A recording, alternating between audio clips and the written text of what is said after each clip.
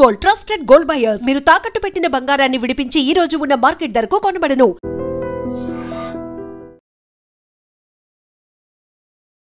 Almost ఇక ఖైరతాబాద్ గణేష్ నిమజ్జనోత్సవానికి సంబంధించి అన్ని ఏర్పాట్లు కూడా జరుగుతున్నాయి.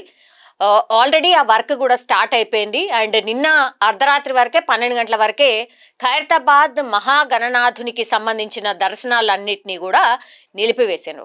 ఇప్పుడు క్రేన్కి సంబంధించిన ఈ వర్క్స్ అన్ని కావచ్చు, లేదంటే ఆ గణనాథుణ్ణి ఈ టస్కర్ మీద కూర్చోబెట్టే కార్యక్రమాలు కావచ్చు, ఒకవైపు ఇవన్నీ కూడా జరుగుతున్నాయి. కానీ షాకింగ్ విజువల్స్ అండ్ ఒక రకంగా చెప్పాలంటే నాకు ఈ వార్త చెప్పాలంటే కూడా నిజంగా కూడా సిగ్గైతుంది.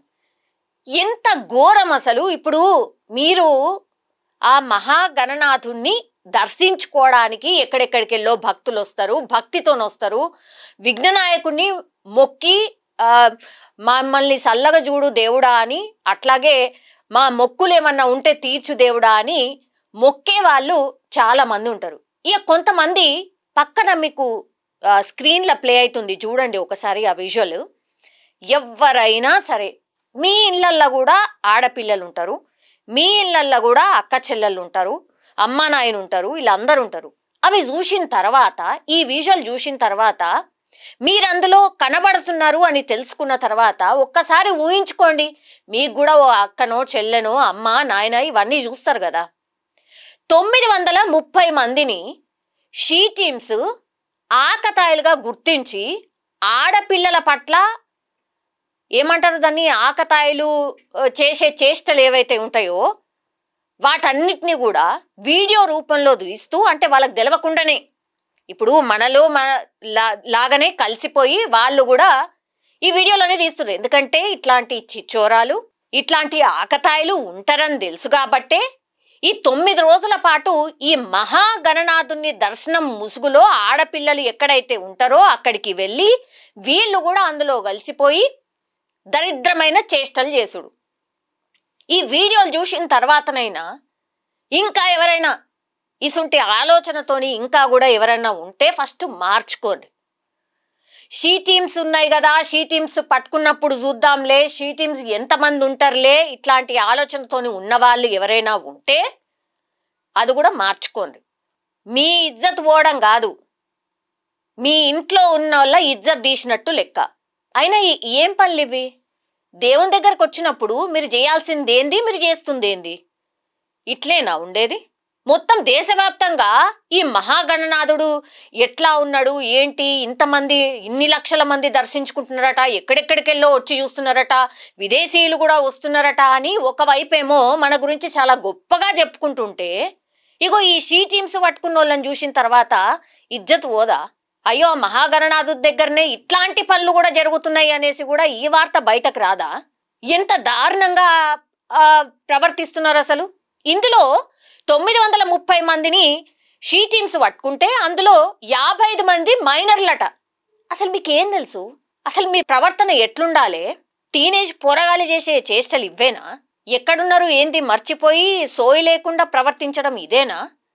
ఇట్లా ఈ వీడియోలు చూసిన తర్వాత చాలా మంది నెటిజన్లు, ఇక నేను చెప్పగాని ఇక మీరే అర్థం చేసుకోరు ఎట్లాంటి కామెంట్లు ఉంటాయి అనేది. మీరైనా సరే జనరల్లీ మీ వాళ్లకు మీ దగ్గరకు వచ్చేసరికి మీరెట్లా రియాక్ట్ అవుతారో ఇవన్నీ చూసిన తర్వాత జనాలు కూడా మరి అట్లనే రియాక్ట్ అవుతారు మీ మీద. 930 మందిని పట్టుకున్నారంటే 930 మందికి సంబంధించిన తల్లిదండ్రులను మీరు ఎక్కడ నిల్చోబెట్టినట్టు? ఒక రకంగా బోన్లో నిల్చోబెట్టిరా, లేకపోతే అసలు ఇక వాళ్ళని మొహం లేకుండా చేసినట్ట? ఇక మీరే అర్థం చేసుకోండి. ఈ 930 మంది దొరికిండ్రు ఇప్పుడు, అంటే కెమెరాలో చిక్కిరు కాబట్టి దొరికిండ్రు. ఇంకెంతమంది తప్పించుకున్నారో మరి ఇట్లాంటివి కూడా అనుకోవాల్సి వస్తుంది. ఒకవేళ అసలు షీ టీమ్స్ అనేటివి లేవనుకోండి, ఎంత దారుణం అన్నట్టు అది. సెక్యూరిటీ వైజ్గా కూడా ఇగో ఇట్లాంటి వాళ్ళు ఎక్కువ మంది ఉంటున్నారు కాబట్టి లాస్ట్ టైం కూడా ఈ వార్తను మనం చూసినాం.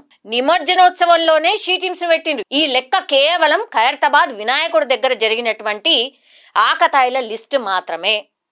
రేపు నిమజ్జనోత్సవం ఉంది కదా, ఓ లక్షలాది మంది వస్తారు, అసలు ఆ గుంపులో ఏం జరుగుతుందో ఎవరికి కూడా తెలియదు, ఆ లైన్లలో ఏం జరుగుతుందో ఏమి తెలియదు అనుకుంటే ఈ వార్త చూడుండ్రి, అర్థం చేసుకోరి, నెత్తిలకి ఎక్కించుకోరి.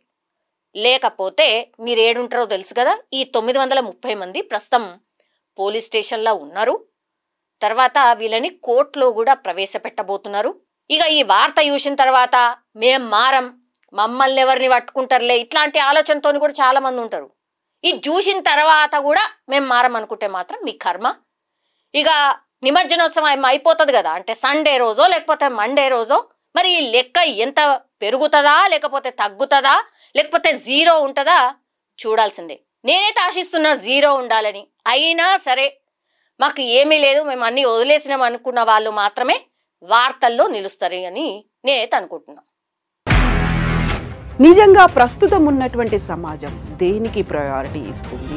ఆర్థిక సంబంధాల చుట్టూ మాత్రమే తిరుగుతుంది. మళ్ళీ ఎన్నికలంగానే చాలా విరక్తి కలుగుతాను. మంచి అనిపిస్తుంది కదా, లేడీస్ కూడా ఛాలెంజింగ్ జాబ్స్ చేసినప్పుడు చాలా బాగుంటది. ట్రాఫిక్ అసిస్టెంట్స్ గా నియమించిన ట్రాన్స్జెండర్స్ అందరితో సాల్యూట్ చేయించుకుంటున్నారు. ఫుడ్ డెలివరీ ఇవ్వటానికి వెళ్ళినటువంటి డెలివరీ బాయ్ అనిల్ పై కళ్ళ ముందు